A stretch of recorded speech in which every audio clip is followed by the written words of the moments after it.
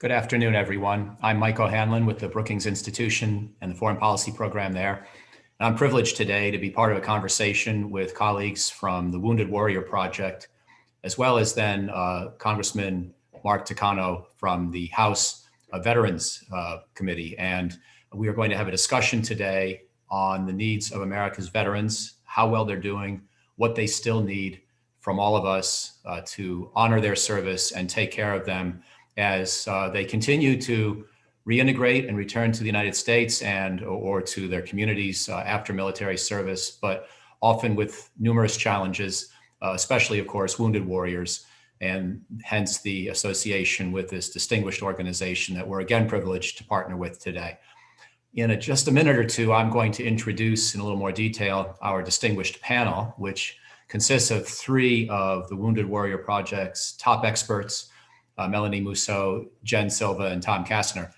But before I do that, we are going to play a video that the Wounded Warrior Project kindly and very professionally prepared, which begins to get at the findings of their survey, although we'll talk more about that afterwards, and just dramatizes and reminds us all of the kinds of needs and accomplishments that we are now witnessing with our wounded warriors, with our veterans, and sort of, the obligations and responsibilities I think we all feel towards continuing to help them have a meaningful post-military career where they are so important to our communities and contribute so much even after their time in military uniform. And so without further ado, and again, before our panel discussion, I would ask my colleague, Adam Twardowski, to play the video that the Wounded Warrior Project has prepared.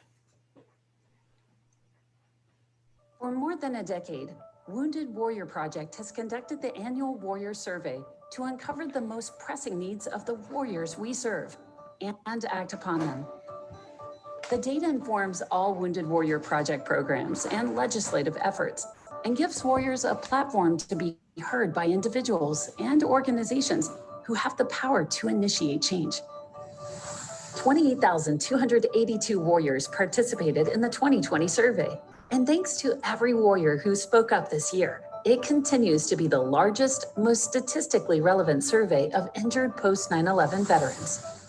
The survey provides an extensive 360-degree view of the warriors we are honored to serve.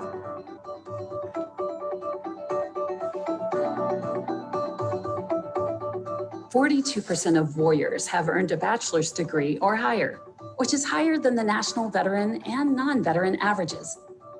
The number of warriors who've earned degrees will continue to grow, as nearly 1 in 5 warriors are currently enrolled in school. The most common injuries and health problems sustained by warriors include sleep problems, back, neck, or shoulder problems, as well as mental health issues, including PTSD, anxiety, and depression. 11% of all warriors self-identified as having experienced military sexual trauma. The 2020 survey included more in-depth questions, shedding light on warriors' specific experiences related to MST. More in-depth questions about toxic exposure were also included in 2020, which found that 89% of warriors were definitely or probably exposed to toxic substances or hazardous chemicals during their service. And nearly all of them have experienced exposure-related symptoms or illnesses, yet only 16% have received care at the VA. 1/3 of all warriors report difficulties getting care to address their physical injuries, and 29% have struggled to get the mental health care they need. The most common barriers to getting care include scheduling conflicts, lack of local resources, difficulty getting referrals, and concerns with DoD or VA resources. The stigma surrounding mental health creates additional barriers specific to treating invisible wounds. The prominence of mental health issues and persistent barriers to care have created a concerning reality for many warriors. Nearly 1 in 3 warriors reported having thoughts related to suicide in the past 2 weeks. The Department of Veterans Affairs continues to be a vital resource for warriors, as most receive benefits and healthcare coverage through the VA.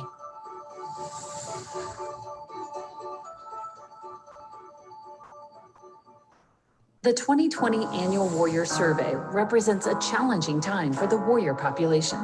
The survey was administered from May to June 2020 during the coronavirus pandemic. Like many Americans, 41% of warriors have experienced employment challenges as a result of the pandemic, and the warrior unemployment rate has risen to 16%, up from 11.5 in 2019. While these are unprecedented and unpredictable times, most warriors have a strong support system to lean on as they deal with and navigate these challenges. These statistics are more than just numbers. They represent the hardships faced by these brave men and women every day. We share their stories to ensure their voice never falls silent, and to urge those who can make a difference to do what's right. Wounded Warrior Project empowers warriors to live a life worth living, because every warrior deserves a positive future to look forward to. When they're ready to start their next mission in life, we stand ready to serve.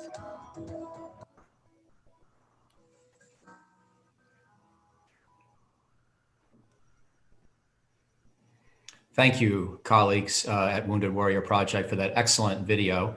And now let me just say an additional brief word of introduction and then get right into the panel discussion. First, a couple of words of general background, although Melanie and Jen and Tom can say a lot more and are much more expert in these matters. But I just want to frame and remind folks of a few basic facts. We have almost 20 million veterans in the United States today. That includes veterans of all types of military service, whether deployed abroad in combat or not, whether recent military performance or perhaps from the Vietnam era or earlier or later, but about 20 million people who have worn the nation's uniform and are now considered veterans. Of that group, there are about 3 million or a few more than that who have done so during the post 9/11 period. And actually, I think it's a bit more than 3 million, but we'll maybe get some more precise statistics here in a few minutes. At any given moment in time, we have 1.3 million people in the military. So we're probably more like in the 5 million range to 7 million range on people who have worn the uniform since 9/11, probably in the range of 2 to 3 million who have deployed in one combat effort or another. And then the Wounded Warrior Project, of course, focuses most specifically on those who were injured, whether in combat or in other military operations or training or what have you. And it could be through a physical injury, a fracture or some kind of contusion or what have you, or it could be sickness. And we're going to hear a lot more about the challenges, including, of course, mental health. So without further ado, let me briefly introduce each of the panelists. Melanie Mousseau is going to begin. She is a PhD with background in psychology, health, and human performance. She's been with the Wounded Warrior Project now for 7 years, I believe. She pays particular attention to the survey and what she hears from these nearly 30,000 veterans each year who provide information on how they're doing, where their challenges still exist, and then leads the Wounded Warrior Project's research, which has been so pathbreaking because the Wounded Warrior Project, as I think we all know, does several important things, but two, I think, are worthy of particular mention. When it identifies problems that are not being addressed adequately, it initiates and carries out programs to help a large number of wounded warriors across this country who suffer from that challenge and yet can't find the kind of help they need yet through a government program. And this is a remarkable accomplishment given the scale of how many people we're talking about. Again, I just mentioned the many hundreds of thousands who have been wounded in the wars or other operations since 9/11, the millions who have served. This is a big population. But of course, therefore, also Wounded Warrior Project and other NGOs, private organizations, work hard to try to persuade the government to improve, to expand Veterans Affairs efforts and other activities that can, at a more proper scale, address many of the problems that Wounded Warrior Project tries to get at itself initially. So Melanie is at the pointed edge of the spear on those efforts, so to speak. Jen Silva has been with Wounded Warrior Project even longer, going back to 2008. She is a West Point graduate and former Army officer, a logistician, also an expert at programmatic activities that reach out to many of the wounded warriors that I was just alluding to. And she's been doing that for quite some time. And so she'll talk about how the survey results from this year and past years are being translated into actual efforts to help those who most need that assistance. And then Tom Castner, a 30-year military veteran who's also been an educator and a businessman. And I don't know how he looks so young, along with the other panelists. Everybody's got amazing experience and looks like they're about 25 years old. But Tom has been now with Wounded Warrior Project as the Vice President for Financial Wellness, recognizing that even when the nation can help heal the wounds, the physical wounds, of many of our combat veterans and others who have worn the uniform. And even as mental health care gradually improves, and even as issues like homelessness and unemployment, high unemployment are at least partially addressed, veterans still face additional challenges, including a sense of belonging in community, but also managing their lives, their finances, and their futures. So we're really privileged and honored to have these individuals joining us today. And now I will turn the floor over to Melanie to talk a little bit about the survey, how it compares with past surveys, what the most striking findings are above and beyond what the video already introduced. So thank you all, and Melanie, over to you. Wonderful. Well, first and foremost, thank you all for joining us today. And Brookings, thank you for hosting this conversation that we are absolutely passionate about. So it's with great gratitude that we embark in this conversation, which is very important. As has been mentioned, this year marks the 11th year that Wounded Warrior Project conducted our annual Warrior Survey, and it is the largest and most comprehensive survey of America's wounded, injured, and ill post 9/11 veterans. And I appreciate you underscoring it in your opening remarks. This survey is a representation of only those post 9/11 veterans who are registered with Wounded Warrior Project and not the veteran population as a whole. But this survey has great richness in it. It helps us identify trends among the warriors that we serve. And it also allows us the opportunity to compare their outcomes to other military and veteran populations. Moreover, this survey helps us identify how we can better serve as well as advocate for warriors and their families. So in a nutshell, we use this survey to identify needs as well as successes of the wounded warriors we serve. This year, as it was noted in the video, the survey was sent to nearly 122,000 post 9/11 veterans registered with Wounded Warrior Project from May 5th to June 19th. During that window, we had, as you saw in the video, nearly 30,000 warriors complete that survey. We're especially proud and grateful for the participation of those warriors, especially in those difficult times. That ensured that not only they had a voice, but they gave their fellow warriors a voice. And it's an important voice. As we saw, there were a number of key data points highlighted in that video, and I'd like to just take the next few moments to highlight not only some of the key data from this year, but frame that up with some context of where we've seen some positive momentum and where we still see some opportunities within the data set. The first, and I'm sure it's absolutely no surprise to those listening, as you would expect, the further away we get from 9/11, the older our wounded warrior population becomes. This year, the average age was 43, and the largest age group of registered warriors that we have is 45 years old and older, and that's about a third of our warriors that are registered. Certainly, as we continue to look on the horizon, the evolving needs of the aging warrior become of critical importance. But not only are warriors aging, we're also seeing a very positive trend that warriors are becoming much more educated. Specifically, we see the continuous rising trend among the number of warriors who have a bachelor degree or higher. We saw the statistic of 42% and how that compares to the general population in the video, but we're seeing that this is a trend that's increasing within our population, jumping up 5 percentage points from just last year alone. So really proud of that advancement that the Warriors are getting with respect to their education. We've also seen a steady increase in Warriors and their VA disability rating. Specifically, we've seen a steady increase over the last several years in the percentage of Warriors with a 80% or higher rating.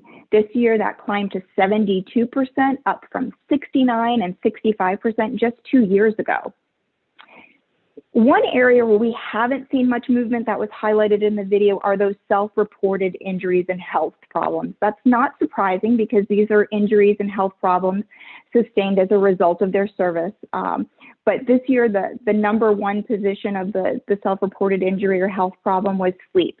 But it was followed closely, as it consistently is, with PTSD, back, neck, and shoulder problems, as well as depression.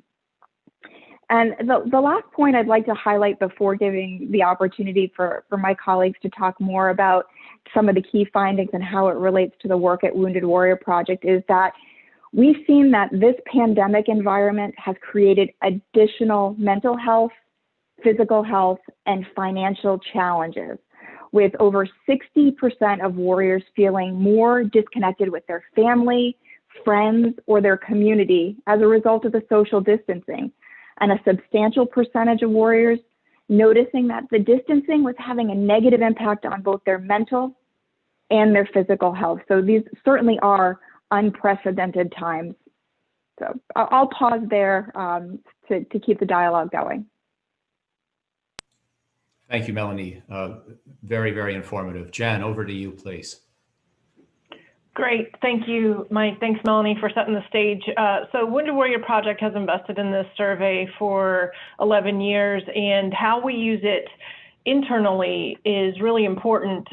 Wounded Warrior Project annually spends more than $200 million on our critical programs and services for the wounded, injured, or ill post 9/11 veterans. And so we know that the need is always going to eclipse our ability to serve it. So we're very vigilant about putting our resources towards what we can impact and what are the biggest obstacles for the veterans that we serve. And we don't take any government funding, so our programs are delivered free to warriors and their families at no cost to them, but it's from the generosity of the American public. So those critical donor dollars, we have to year over year put them towards the most effective and impactful programs that we provide, and help others in our whole veteran community help support the warriors that we serve. So we're very invested in this. We're a very data-driven organization. And to date, since our inception back in 2003, we've been able to invest $1.5 billion into these critical programs. And we do it from this data-driven approach to make sure that we are programming to the most important needs that the warriors have. So we consider it part of our DNA as an organization. Jen, if I could ask a quick follow-up before we go to Tom, and I know Tom is going to focus in on a couple of specific issues, largely around finance, jobs perhaps, but I wanted to ask you about at least two things that I know, and Melanie touched on them as well, that have been persistent challenges, and I know the Congressman is very focused on as well, and one is suicide prevention. And the other is dealing with the effects of exposure to toxic chemicals. Of course, there are other very troubling, persistent problems. Sexual abuse is certainly one. PTSD is certainly one. And you may want to comment on those as well. But I wanted to begin with suicide prevention and toxic exposure, and we can maybe come back to the other topics in round two. But if you would give us a little bit more of your sense on those, please. Sure, I'll focus on those two. Thank you. So mental health treatment, we found that it works when it's available and when it's pursued. And our survey shows that VA treatment is a top resource, but nationally, 11 of the 17 veterans we lose a day to suicide are not connected to VA's healthcare system. So our charge, in my opinion, as a network of VSOs, MSOs, government entities, private organizations, as a community of organizations that support veterans, we have to always lead the charge. How can we connect warriors and get them into care if needed? There are resources in their areas. Many of them are excellent, but to navigate that really seems to be a challenge year over year. And so we've got to work together as a whole network of support. Suicide is it's definitely my biggest concern with the warriors that we serve. Our logo, we kind of consider it a warrior living the logo when they can transition from being the warrior that's carried to a warrior on the bottom who's helping others. That's really when they're thriving, not committing suicide. They're really thriving and living a life worth living, like we said in the video. What we do every year is we invest heavily into it. As an example, we've committed over $250 million into our Warrior Care Network. We saw access to care was a problem for suicide prevention and PTSD in particular. And so we partnered with 4 academic medical centers. That's Rush University, Mass General, UCLA, and Emory. Sorry about that. But we partner with those 4 academic medical centers for a very intensive outpatient program where they provide PTSD treatment. And we have seen amazing results, over 90% completion, over 90% satisfaction, but clinically significant drops in PTSD symptomology. So the disruption of PTSD into these veterans' lives is being changed, and they're sustaining that a year later. And so, but access was why we got into that. There was a problem with access to care. And so what we wanted to do was provide this really great evidence-based clinical care model, whether they were in Montana, in San Diego, wherever the case may be, and they can get to those centers. We pay for, it's no cost to them, and we integrate the family into that care, which I think really helps sustain it a year later. And so I think programs like that, and then working really collaboratively with the VA to provide great access in their community, I think that helps that suicide prevention problem that we're trying to all solve. In terms of toxic exposure, about 2 years ago, we led the efforts to form TEAM, which is Toxic Exposures in America's Military. It's a group of 30 plus VSOs, MSOs who are really focused on a coordinated effort to draw attention to how we can get medical access to warriors who might have symptoms. And so we've been advocating for increased screening and medical care for those that have been exposed. As you saw in our survey results, about 90% feel that they've been exposed to toxicants while they were in service. And so it's something that, to me, is, and thankfully Senator Tillis has introduced a bill this week to help with it called the TEAM Act, and so we're really excited that there's going to be attention, because I think this is going to be a real, it's going to be something that for the VA healthcare system is going to be a problem for years to come. So we've got to get in front of that and get preventative care out there. Thank you. I think that's it for those two. Yeah, that's great. Yeah, hugely helpful. Thank you. By the way, on the suicide question, I know we'll come back to this with the chairman as well, but people can reach out to woundedwarriorproject.org. They can also call a suicide hotline, right? Which is worth always reminding folks about. Yes, sir, absolutely. 2 great resources. And that, what's the phone number for that? I think one of you actually mentioned it last year. Can we just say it again, just while we're? Sure, I have our resource center number. That's 888-997-2586.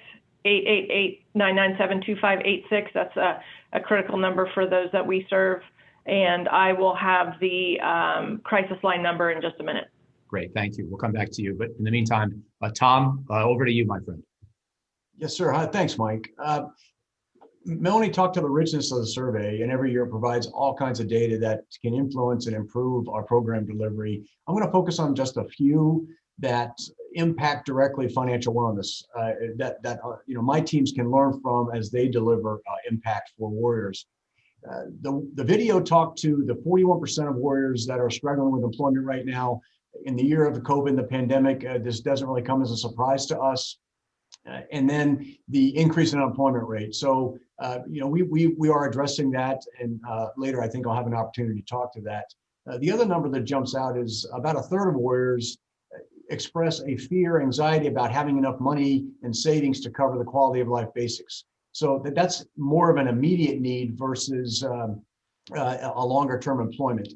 The other area is debt. And obviously that impacts financial wellness. 97% of warriors report having some amount of debt, but 53% of that population reports having debt in excess of $20,000. And we learn that most of this is tied to auto loans and outstanding credit cards. So that helps us know where to target our education and counseling. Tom, are you surprised that this problem is as bad as it is, in the sense that, we have, one thing I think we get right in this country, at least in broad brush, is financial generosity towards veterans. Others may quibble with that statement or disagree, but in terms of raw resources, we seem to do pretty well. Our Veterans Affairs budget is more than $200 billion a year. If that were a defense budget, it would be equal to China's, and would be the second biggest in the world. And a lot of that money does go into disability payments, or of course, survivor benefits, GI Bill.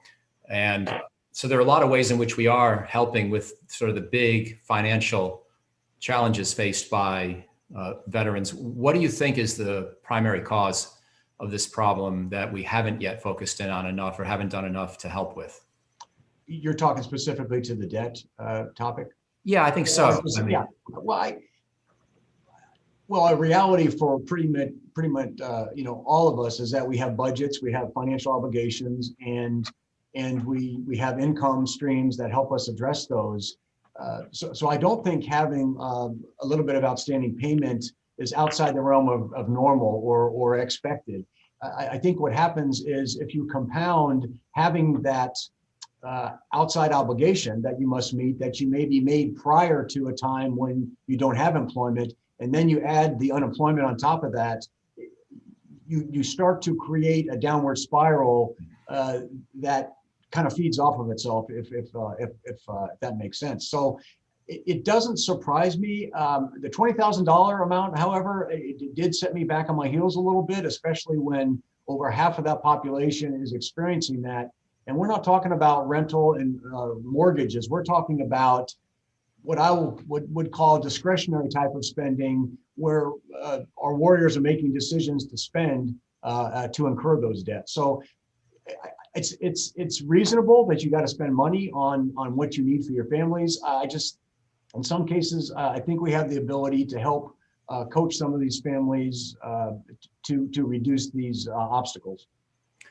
Thank you very much. So here's what I'd like to do in the 15 minutes we have left before we bring in Chairman Takano, and thank you all for the fantastic panel. I'd like to first give you each a chance to add any additional comments, any further clarifications or additional points, including on sexual trauma, which was an issue that jumped out at me from the survey, just as it did in previous years, as well as any other accomplishments that you think we should take some heart from. This is such a daunting set of challenges, and one of the questions from the audience already gets at the issue of, are there some things that we know that work in regard to PTSD treatment? And Jen, you already got at that a little bit, but I would invite people to comment more on any of the specific findings and specific best practices that we're seeing. And then I'll rifle through the rest of the audience questions. We'll do a round with the audience, and I'll articulate their queries that have been coming in to us and give you a chance to respond to those as well. But first, anything you want to add to just where we are now in the conversation, starting with Melanie? Absolutely. I'd like to take the opportunity to really bridge how useful this data is and how it truly does drive our actions and decisions that we make as an organization.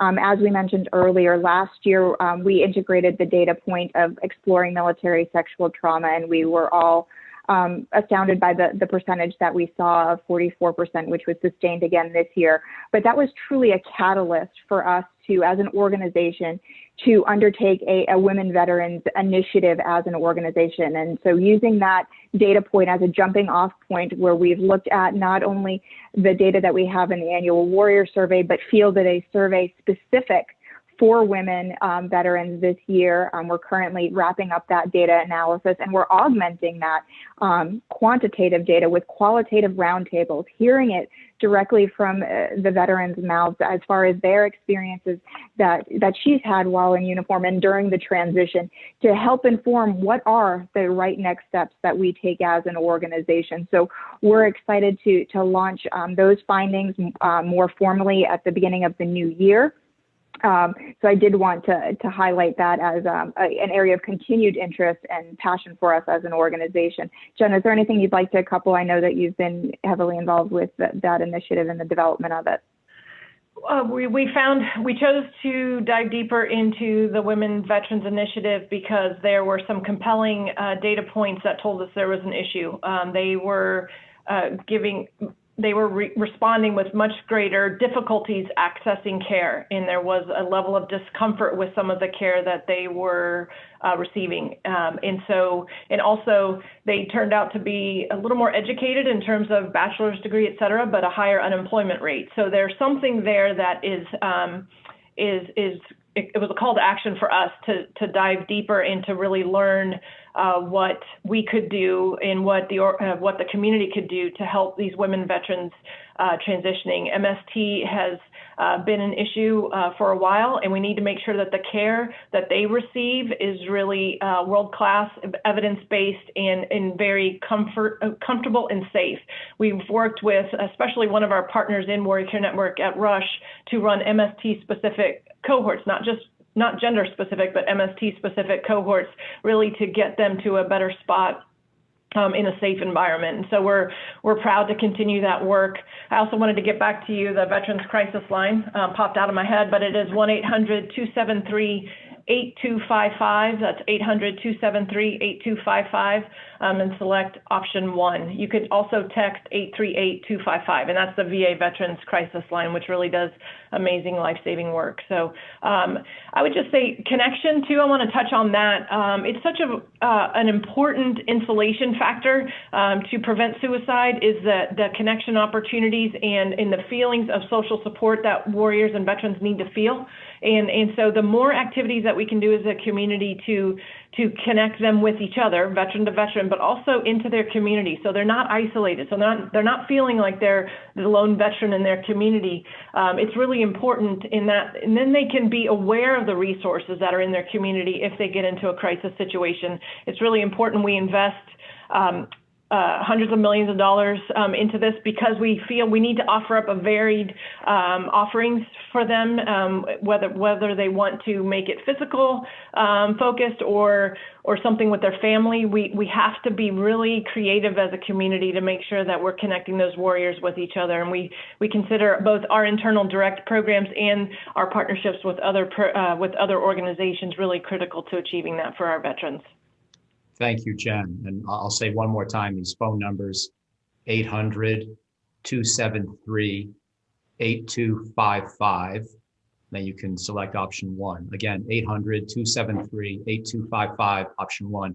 That's the Veteran Crisis Line 24/7, with thanks to Jenny Garink, with Chairman Takano for providing that, as well as Wounded Warrior Project.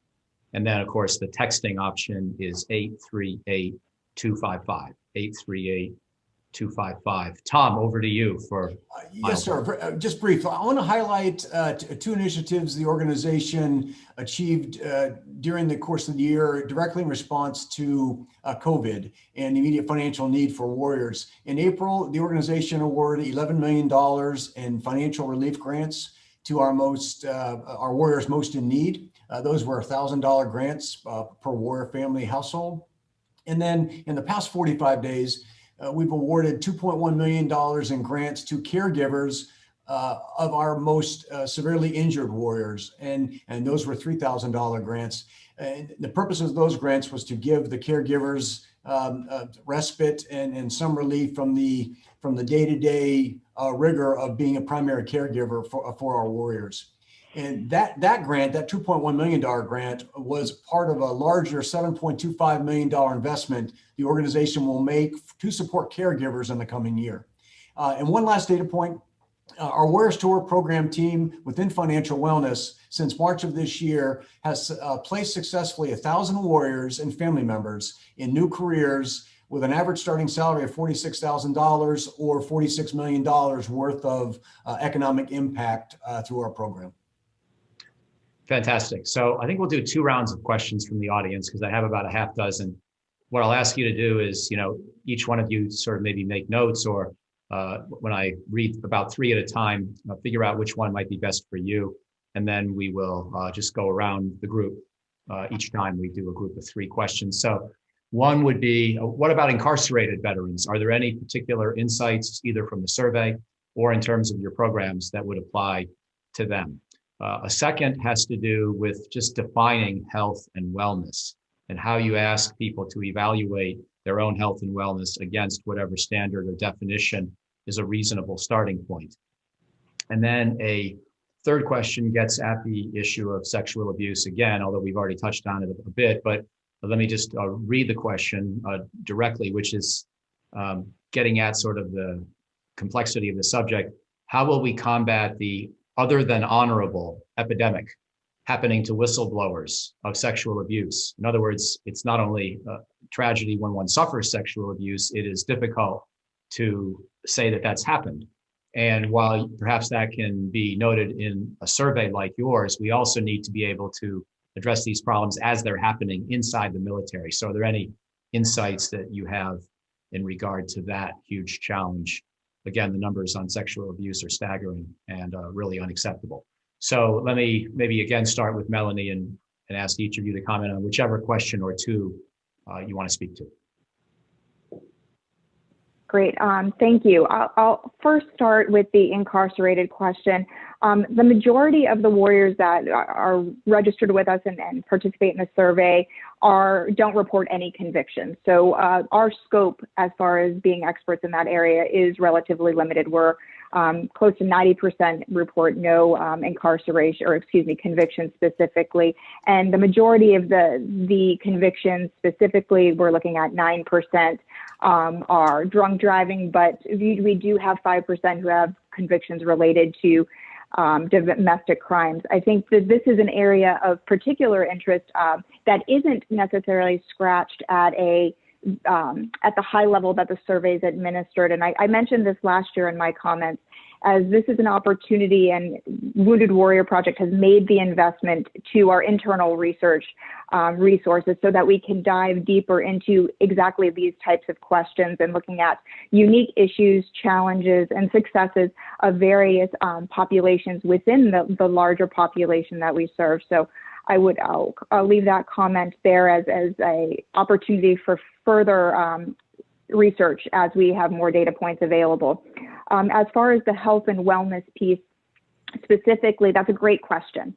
And one of the things that I am very proud of this survey is the complexity and the comprehensiveness of this. So not only are we asking for individual self-perceptions regarding their health, both physically and mentally, which I think is important. There is an element of how you feel, is it your reality? But we also couple that with very well researched, clinically validated, and widely used measures that are able to quantify measures related to PTSD, depression, physical activity, nutrition. And so that is a way for us to get a more comprehensive and robust picture, both from a subjective perception of the warrior, him or herself, but also bringing in the more objective measures where we can use that as a benchmark to compare status and progress relative to other military, non-military, as well as civilian populations. So I'll stop there and see if any of my peers have any comments on any of those 3 topics. Great. Jen, over to you, please. Sure. I would say the incarceration question, it is a little bit out of our scope. We do help warriors if needed with, we connect them to legal services that can help them if they're in trouble with that, but we don't regularly take that as a topic to ask them the questions that are related to the survey. It's kind of out of our scope, but it's a very, very good topic. In terms of the MST, and it's a very big concern, as you see in our numbers for the second year in a row. 44% of report sexual assault. That's, I believe, about double what has been reported before in other entities. And so it's a big concern for us. That's why we're taking this year to really listen and learn what the challenges are related to all transition. It's primarily women, not only women, but it is primarily women, MST. And so we're trying to listen to see what their challenges are, and MST is one of them. And so it's not just specific to MST, but we're listening and learning. It can be a really tough environment to report instances, whether it's sexual harassment or especially sexual assault. And where we can, we will get them into care while they're still active duty, especially in Warrior Care Network, to make sure that they can get that treatment away from maybe the environment that has been dangerous for them. And so we focus on that and try and bridge any barriers that might be there to get them care where they are. And so it's definitely something that we are continuing to work together as a whole network of organizations focused on women veterans in particular. Thank you. Tom. I don't have a lot to add to the incarceration or the MST topic. Talking to a definition of wellness, the survey can only go so far to determine an individual's wellness, and we use other instruments to kind of gauge feeling and behaviors of the same like. What we find, though, is that really the definition of financial wellness comes down to the individual, warrior, and family once you get into the details of the family situation and exactly what their financial needs are. And we help them along that path to define what wellness looks like now and what steps are needed to improve that wellness, both directly on what they're able to afford and what they can do, but also their feelings and confidence level and being able to get some degree of financial stability. Okay, thank you. Let's go to our last few questions, and I'll begin with a question about someone who's interested in how the private sector can help. And of course, we know that the private sector has already responded and done a lot of great things hiring our veterans, but the question specifically, recognizing there's more to still do, is what are some best practice recommendations for employers that are looking to become not just veteran friendly, but veteran ready? In other words, truly inviting for those who have served. And then we have a question on best practices, and we've touched on a little bit of this, but since we've had so many people now who have suffered from post-traumatic stress disorder and reported on it in surveys and had treatment over the years. Again, Jen touched on some of this in the context of suicide prevention, but I wondered if there were other things to say about best practices for treating PTS. And also the question follows up with a second question where I think the answer is yes, which is, are multiple deployments or length of service a factor in determining the likelihood of PTS? And then finally, we have a question about the interaction between veterans benefits and retirement, and to what extent there are any needs to better integrate these sorts of questions. But also, I think the question goes beyond just military retirement benefits to thinking about veterans and wounded warriors who are getting older, retiring from private sector jobs and thinking about their lives, after they've stopped working. Are there any best practices that we can talk about in that regard as well? So that's a rich range of questions, and I think I'll just let you at them in whatever order you wish to take them on. But again, starting with Melanie. Absolutely. I will tackle the first question in the order you presented it, and I'll ground my answer in data. And one thing that we've seen year over year when we look at warrior satisfaction with their employment, consistently we see that those warriors that are employed in an organization that has a veteran affinity group are more happily employed.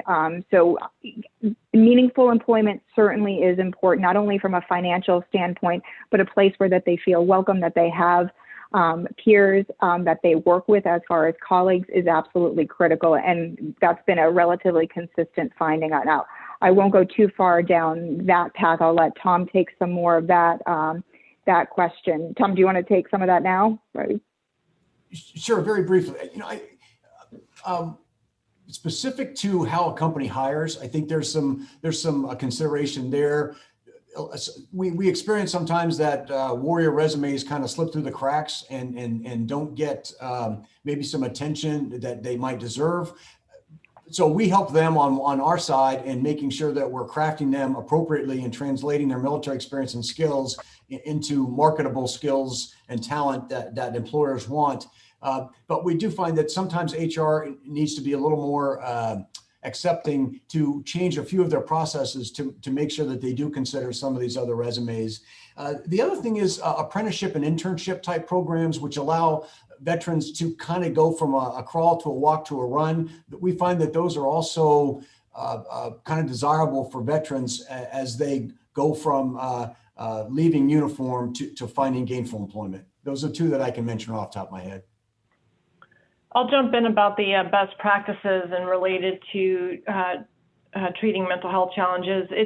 We just partnered with RAND really to look at substance use disorder and where are some best practices and where is best in class care being done. And really just a couple of highlights from that study is treat it, don't segregate the treatment, treat it together. PTSD every problem is exacerbated when you have substance use, chronic pain, other symptoms, and so deal with them as one a whole warrior perspective, I guess, is what, and it's shown to be effective, and so there's a great amount of data both in just our annual warrior survey, but also that one that we commissioned with RAND that says you can treat both. Obviously, there's levels, but and it's really important as we look at the warriors that we serve. The term comorbid, there's not just one challenge. A lot of times they have several challenges and several diagnoses, and so treat it as a whole warrior. Whether you're dealing with PTSD, you can probably assume that there may be some self-medication going on perhaps, so treat that together, or there might be chronic pain, sleep problems, and treat that together, and it can be very clinically significant, the outcomes. And so that's what we've seen both in our own programming and also in the data. And so I think as we look at the great amount of work that the 116th Congress has done, really advocating for mental health care for our veterans, both with Chairman Takano, Senator Tester, et cetera, and they're kind of getting towards really greater access. And as a community, I hope to see some really great gains in the way we treat warriors in the coming future. So that's how I see it with the comorbid approach. Listen, thank you all very much. Thank you for what you do with your organization. What you've accomplished, what you continue to do to help our veterans is remarkable. Some other organizations like the Mission Continues and Welcome Back Veterans and a number of others, you've really been at the forefront of pushing what this country needs to do to thank those who serve. And I just want to add a personal word of thanks as well to any veterans and or wounded warriors, including wounded warriors who are listening, because the way I would put it in my own terms is that, you've kept us safe. And the wars that you've been fighting this century have been controversial at home, and they've been often inconclusive abroad. And we continue to debate them politically. And people like me who do policy can't brag too much for having found brilliant, stellar outcomes in Afghanistan or Iraq. But you know what? The veterans, you've kept us safe. We haven't been attacked again in the United States.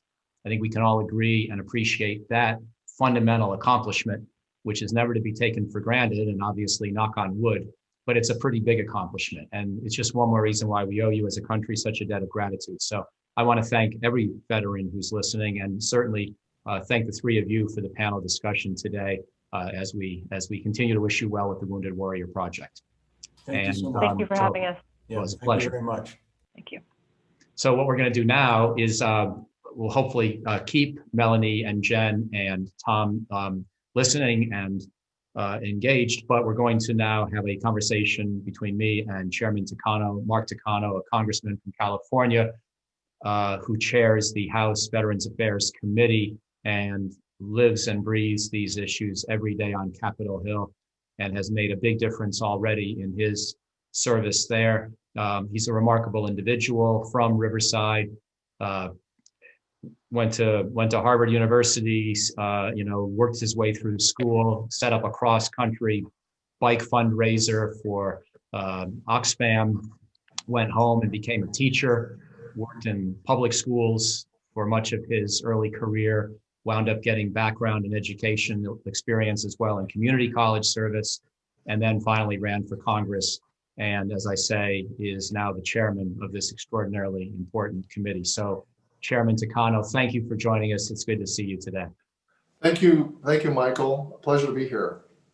Well, I know you've been thinking hard about and working hard on veterans issues for a long time. I wanted to, have a fairly simple set of questions for you today, and then see if we get any questions from the audience as well.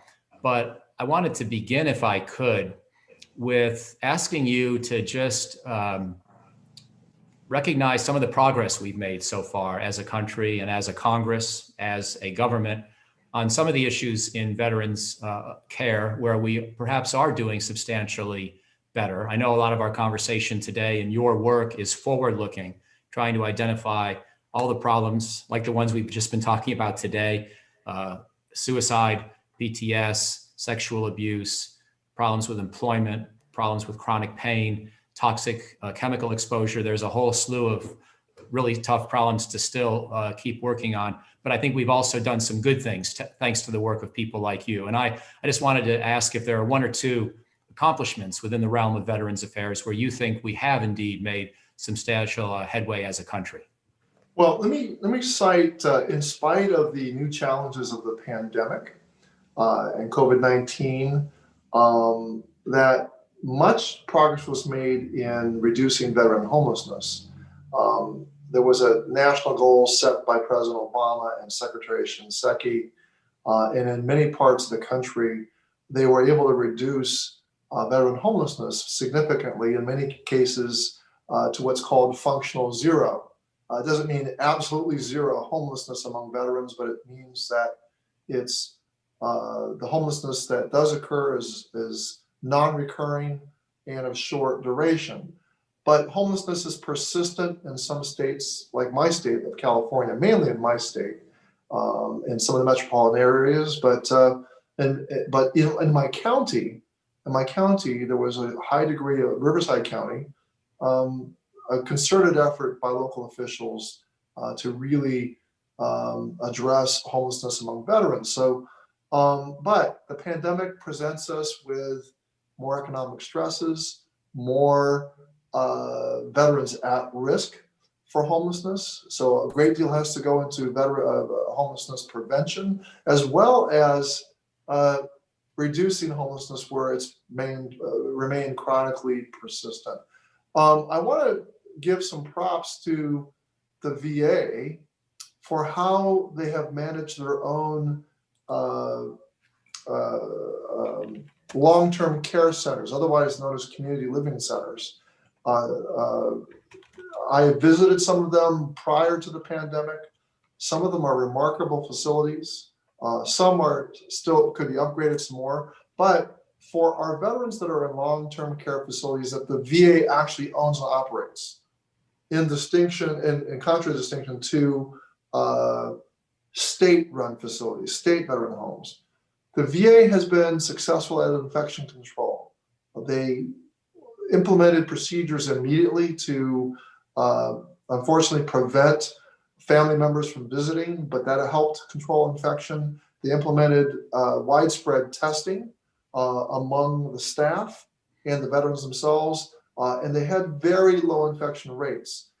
Where we saw infection rates at horrific levels were in state veterans' homes in Massachusetts and New Jersey and in Virginia.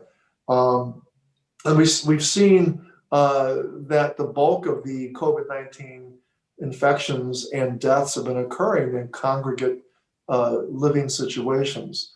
The VA actually has an expertise in this area of infection control and how to treat underlying conditions of elderly and more senior patients. So that's one of the strengths of the VA. It's one of the undertold stories. And I wish that there were more cooperation and collaboration between, say, CMS and VA, that VA were tapped into, more, that they relied on VA's areas of strength more than they do. And people don't realize that VA is highly relevant in a pandemic national emergency because it has a fourth mission, which is to serve as the backup healthcare system when civilian healthcare is under stress or being overwhelmed. But I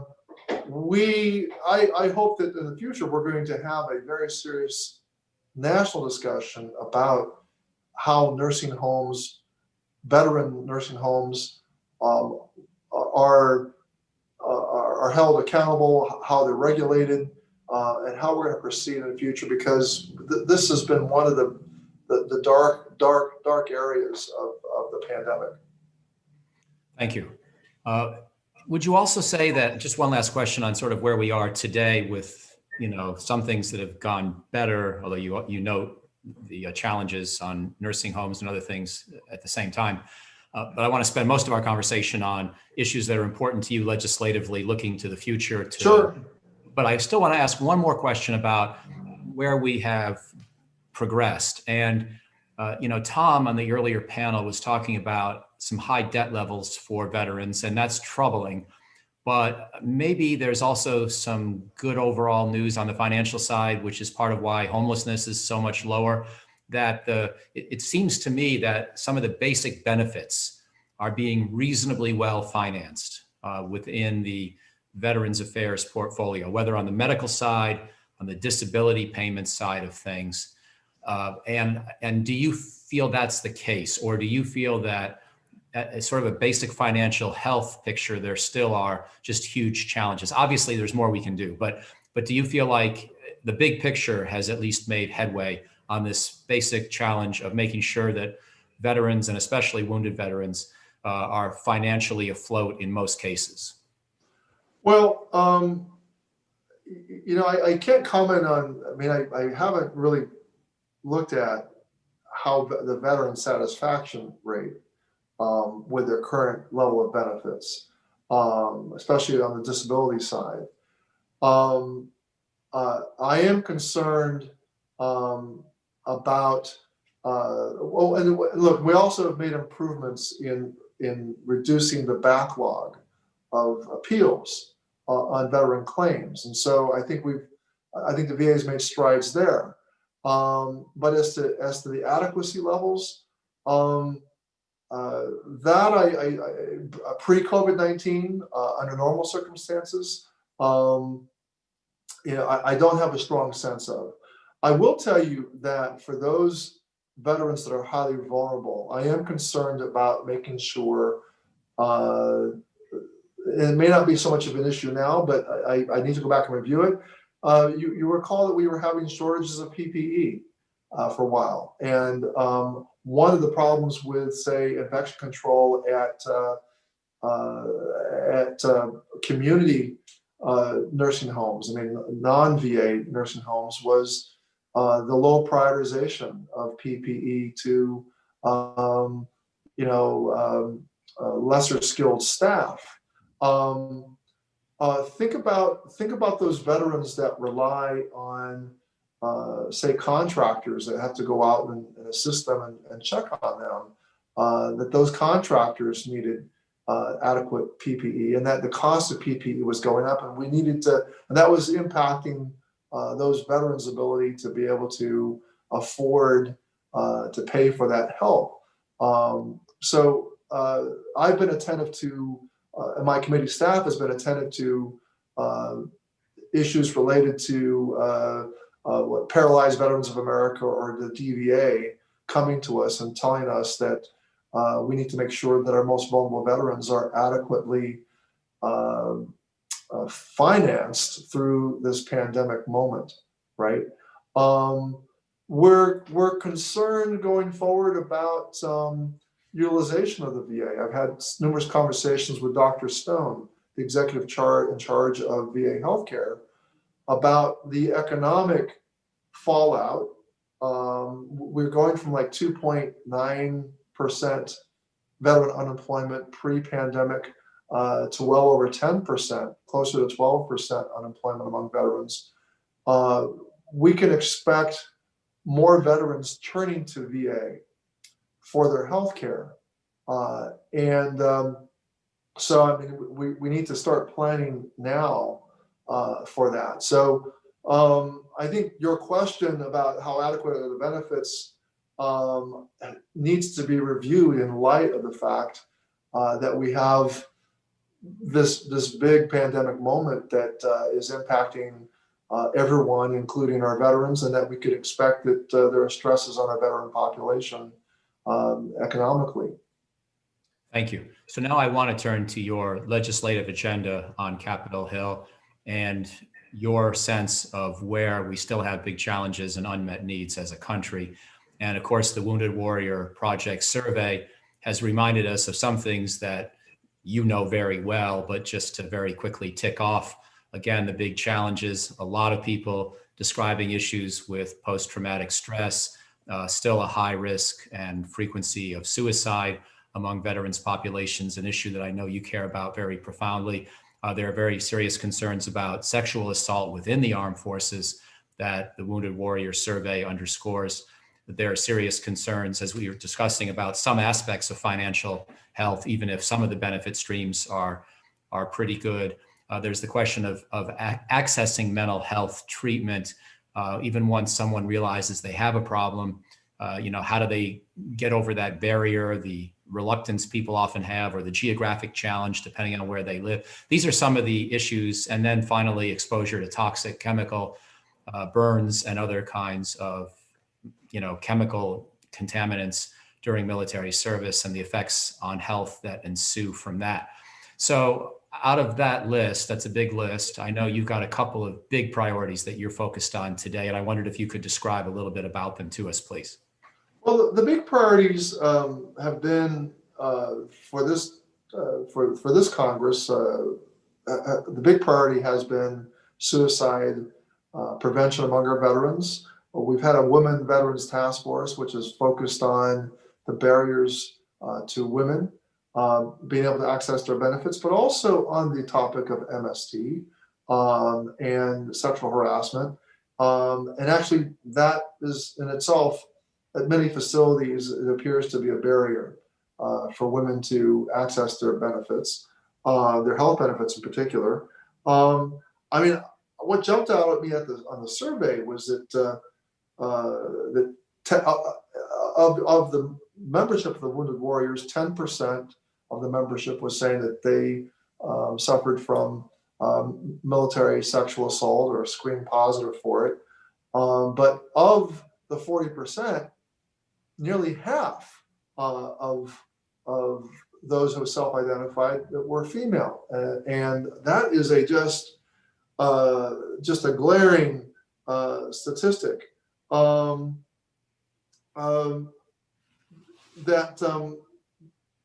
That folks are experiencing, financial trouble, financial insecurity, that the entire COVID-19 experience has had a negative impact on their emotional and mental well-being. And of course, that leads me back to the work that we've been doing in the committee on mental health and suicide prevention. And so I'm pleased to say that we have passed major legislation, S-785, which I think is on its way to becoming law. I'm hopeful that my Compact Act, which we passed out of the House this past week, is also similarly going to be passed out of the Senate and will be signed into law. The Compact Act itself, the significance of it is that it expands access to suicide prevention services or mental health services.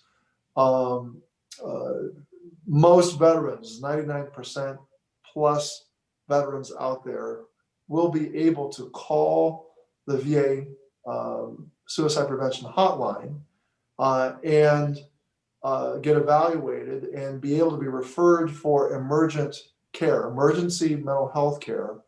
and not worry about seeing a bill, that they can get into treatment, and it's regardless of someone's eligibility status for the VA.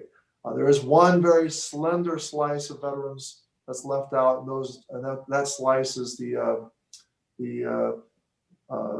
dishonorably discharged. And I hope that we can take care of that group in legislation going forward. But it's an enormous step to have 99.5% of our veterans be able to just call the hotline and know that that the prospect of the cost of treatment should not be a barrier, that they can just call and get referred into care.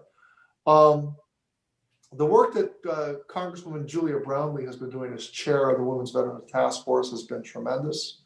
They've identified military sexual trauma, the sexual assault that occurs within the culture of the VA as a major priority. We've been pressing the VA to implement bystander training so that people that, whether they're employees or fellow veterans that use the VA healthcare system or any services, that they are trained in bystander training, to not stand silent or not do anything when they see harassment or an assault occurring, that there needs to be something done. We need to make VA facilities safe places for all veterans to come and get access to care.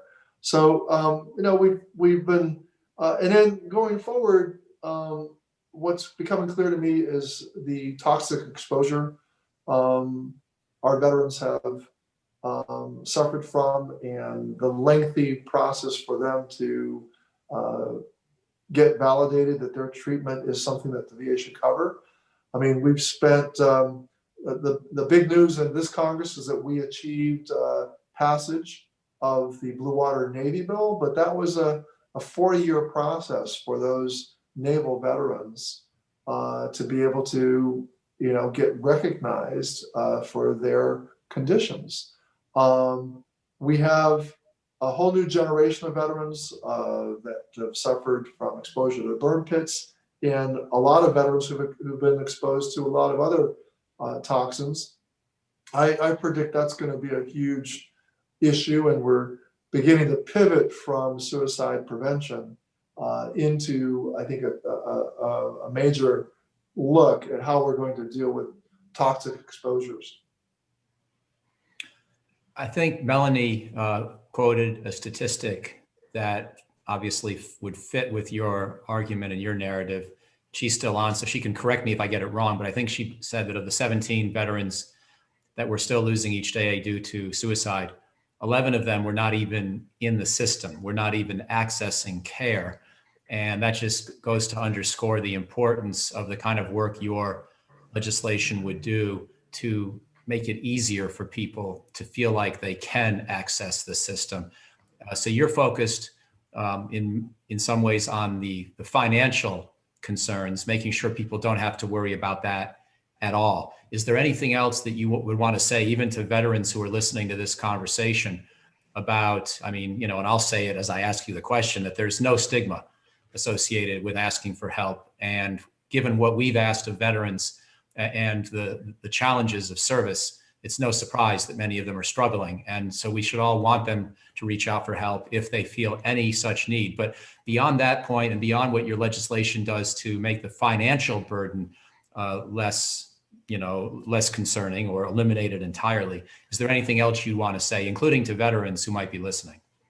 Well, I do want to take a moment to share actually the Veterans Crisis Line itself.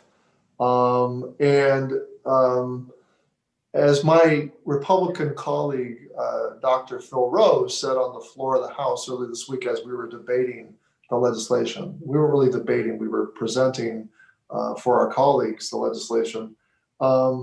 It's okay not to be okay. And we need to not have mental health seeking help for an emotional crisis. we need to make that, we need to destigmatize that, and to make it okay not to be okay. Look, people have been through a lot. You've been through some unusual circumstances when you serve in the military, and you're a human being, and you cannot expect to be a superhuman in that respect. It's okay to be human.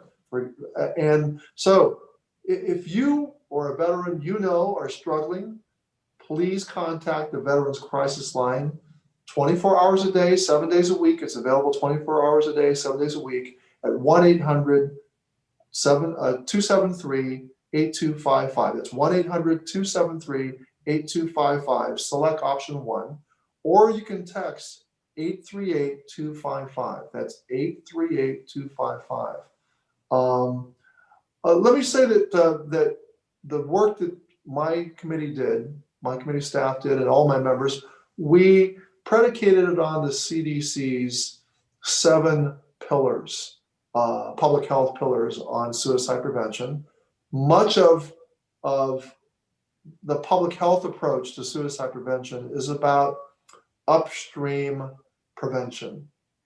How do we intervene way upstream before a person gets to a point where they're in crisis?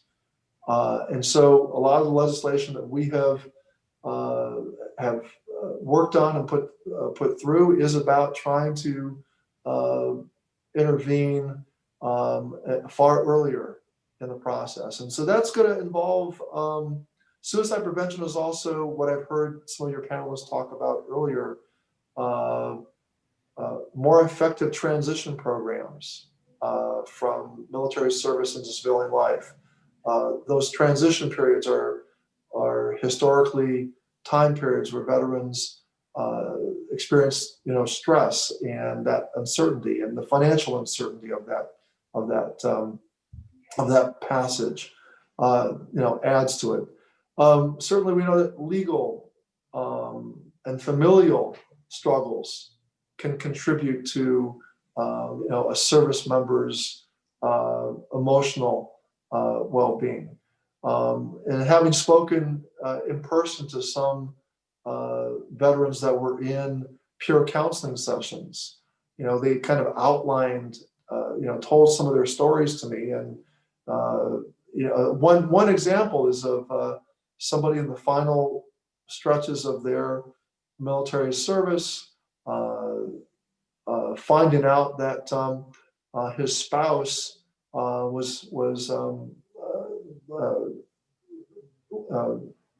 was cheating on him, and that for many military service members, you're fighting for country, and you're also fighting for a sense of your family back home. And when that primary relationship goes awry, that is very unsettling. And then if you're also leaving the military at the same time, you're financially unable to deal with the legal sort of consequences of this sort of marital situation, that can lead to even greater despair. I think with just the brief snippet of the story I told you, I think the folks watching can definitely identify and understand what kind of leads to these moments. So there's a legal issue, there are legal problems, there's familial stress and conflict, financial, all of those converging together to create a moment. And so we have to find ways to activate different elements of programs that already exist in the community to make sure that we can focus them on veterans and guide veterans in a way that that they can avail themselves of these sort of programs. So that's what I mean by upstream interventions. A lot of what we have to do before a veteran calls a crisis line and say, I'm in a crisis, we need to assist veterans in not arriving at that point. By the way, just a personal thing, in addition to thanking veterans, which I did earlier, I know you do every day in your work, I want to thank the care providers including in my hometown of Canandaigua, New York, which is, I think, a Veterans Affairs hospital that does a lot in the realm of crisis response and suicide prevention.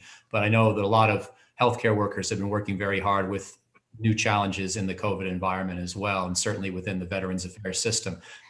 Chairman, there are a couple of questions from the audience, which I wonder if you had time to get to before we wrap up for the day. Sure.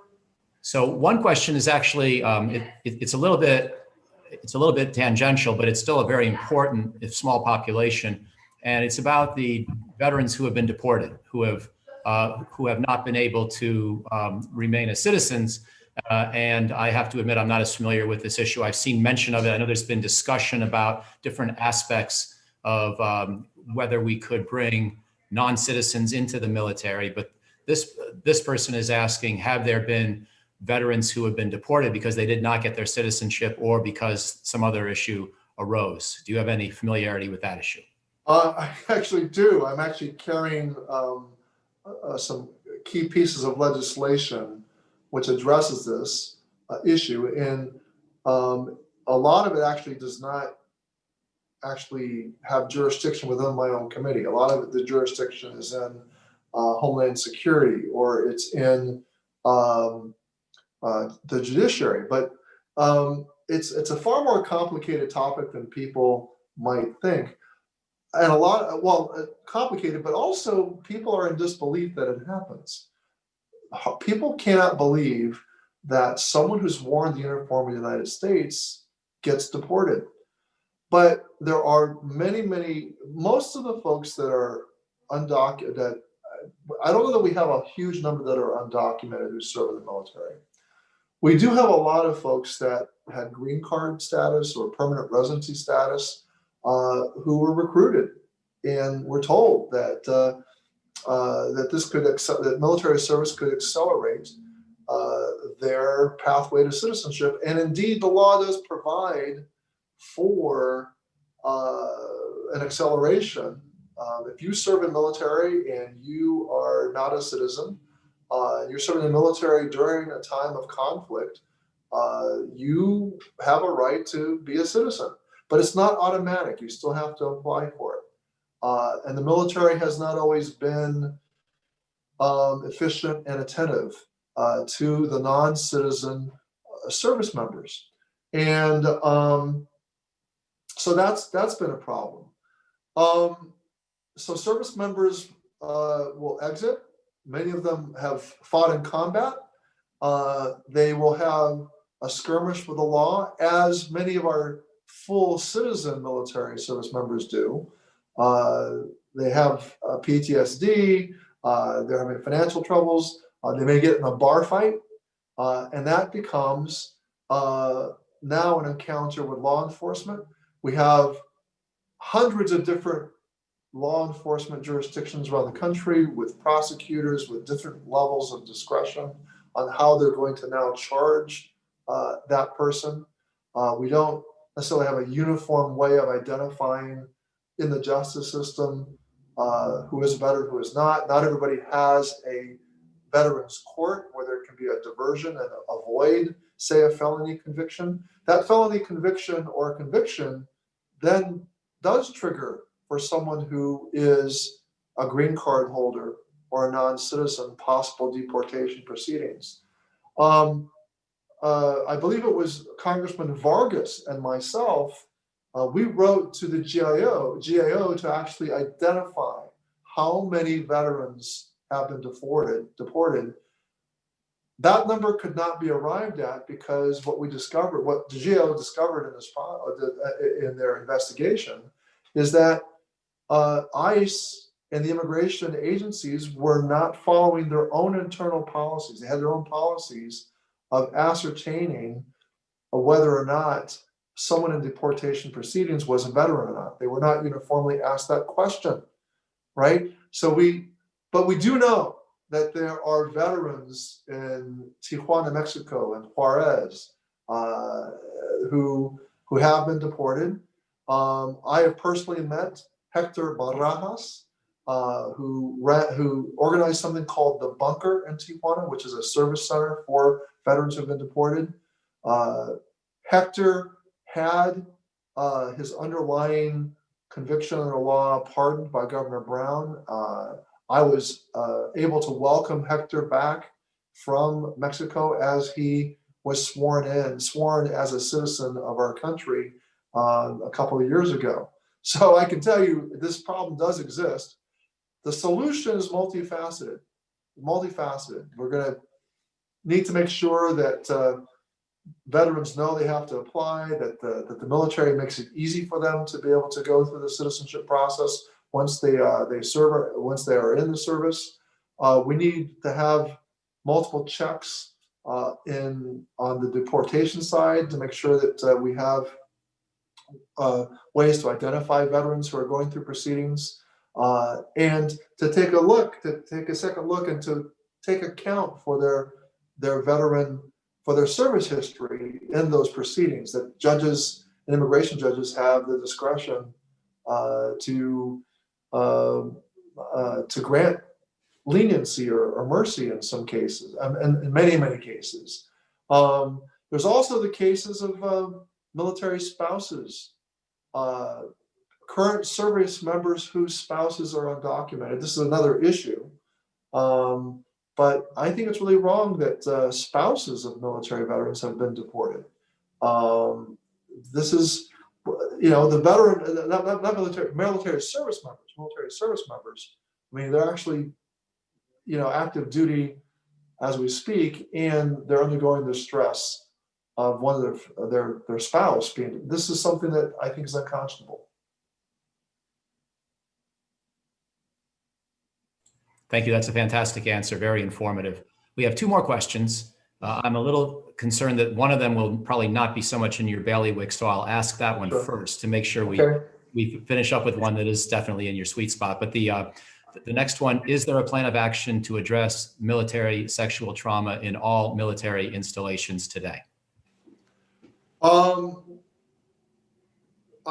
is not in my wheelhouse. That is in the wheel. I mean, we have Jackie Spear, who chairs the Personnel and Readiness Subcommittee of Armed Services, has been a long champion of this issue, and we've had some very tragic incidences within the past month, most notably in Texas, of a female service member who was murdered.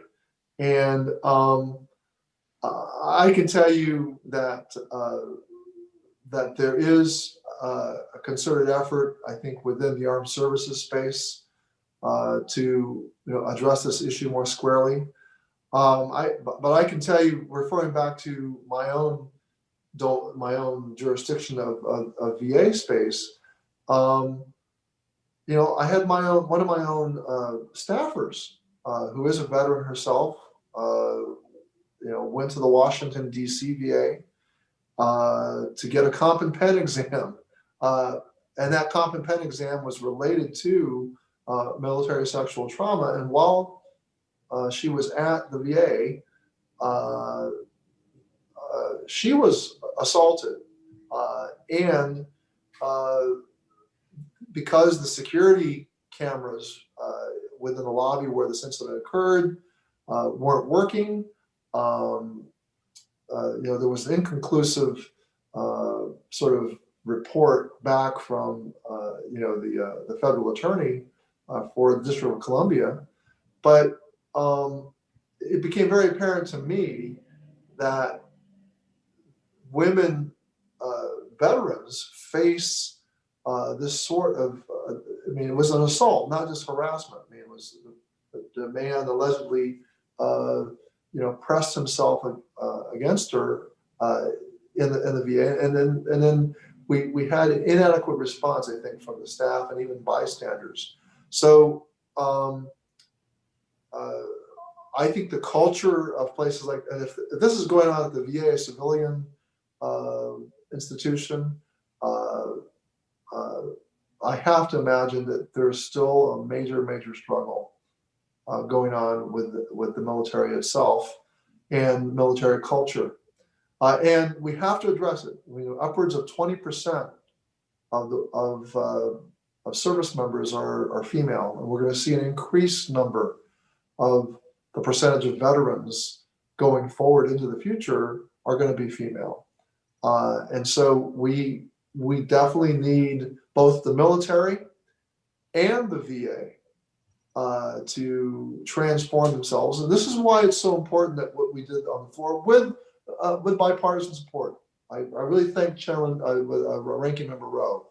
Representative Kathleen Rice put forward a bill that would slightly alter the motto of the VA, which is based on President Lincoln's second inaugural address, where he says, the VA, we need a Veterans Administration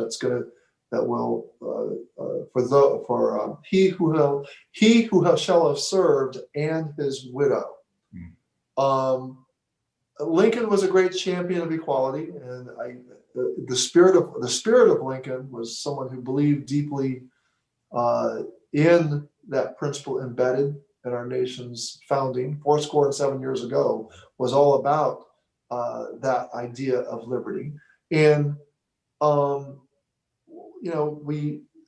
the current motto of the VA excludes women, it excludes LGBT persons, and we have, I think, an obligation to set the right tone for the right sort of culture, for an inclusive culture at the VA, by modernizing the motto of the VA. And I'm pleased it's passed the House of Representatives, and that's a remarkable, I think, step forward. It's in some ways symbolic, but it's in some ways much bigger. It's more than symbol. Thank you. Very, very good. The very last question is a big, broad question, and I think we've been touching on aspects of it already, sort of how we as a nation approach veterans. And the question specifically is, how has the post-9/11 landscape shaped cultural and political narratives and our ability to advocate for improved access to resources in the veteran community? Sort of how open are we as a country to tackling these challenges, even if some of them prove very difficult to solve? I think it's unfortunate that we've been sort of militarily engaged for 18, 19 years. It's been that's had tremendous consequences on our nation. I will say, though, I will assert that one upside is it has made Americans, regardless of where they are on the political spectrum, liberal or conservative, appreciative of military service members and veterans. The idea, the practice of our airlines that we let those in military service, current active duty, to board first. It's a small gesture, but it's a meaningful gesture. I, as chairman of the Veterans Affairs Committee, find incredible goodwill within the business community. There is a tremendous desire, I think, to want to know how they can help. So whether it's the business community, whether it's any kind of sector of the community, there is a respect for veterans, and that's a big opening for us to do more. As divided and polarized as the country is, as divided and polarized as the Congress is, I'll point out that we passed 15 bills out of the House Committee on Veterans Affairs and onto the floor of the House, and we would do more if we had more time. That the Republican chairman of the Veterans Affairs Committee in the Senate and I have reached a bipartisan agreement. This is one aspect of policymaking in Congress that is still bipartisan, and that's reflective of the attitudes of Americans. And you know what? It's also provided a lot of healing for a generation that wasn't so well respected when they came back, and that's our Vietnam veterans. what a remarkable thing we were able to do to pass the Blue Water Navy bill last year. That was so meaningful for so many of our Vietnam veterans. And I'm going to tell you, I tell every freshman member of Congress that one of the most meaningful things they can do for their constituents is to hold these Vietnam War pinning ceremonies where they commemorate the service of Vietnam War veterans with these lapel pins and to organize them. And I got Philemon Vela, Congressman Philemon Vela of South Texas, to do one of these, and he ended up doing more than one. He says, this is the most amazing thing. I've personally experienced veterans coming to more than one. Even though I've given them the pin once, they want to come again because it's a moment where their brothers in arms are acknowledged, and we keep identifying more of those veterans. I had a very moving ceremony where there were 3 guys from the same community who hadn't seen each other in a while, but they enlisted at the same time, and they hadn't seen each other at this ceremony. A die-hard Republican. I'm a liberal progressive Democrat, but I had a very culturally conservative Republican who's one of the people that have shown up more than once to our ceremonies. And I could see tears well up in his eyes, and he thanked me profusely for. But I'm going to tell you that I think the current societal attitudes toward veterans has helped create this also opening for us to reach out to a generation of veterans that didn't get so welcomed, and these ceremonies are very healing for them. And that's why I think they come back more than once. And it was very disappointing that with the onset of the pandemic, I had to cancel one of them. We were all ready to do it, and we just couldn't have these 70-year-old guys all in the same room. So I have the largest national cemetery in the country, Riverside National Cemetery. The way the public engages with that cemetery is truly moving, and they want to build an interpretive center for the cemetery. Can you imagine that on a public-private partnership? And I have no doubt the private sector is going to step up and do something. They're going to build this interpretive center out, and it's going to be quite magnificent. So that leads me, it's probably the last question. I want to thank all the veterans who are listening and watching, and I want to thank them for their service to our country. To all the Vietnam veterans, welcome home. You came home a long time ago, but can never stop saying it enough. And for all of you who serve veterans who've never served, thank you for doing what you're doing. And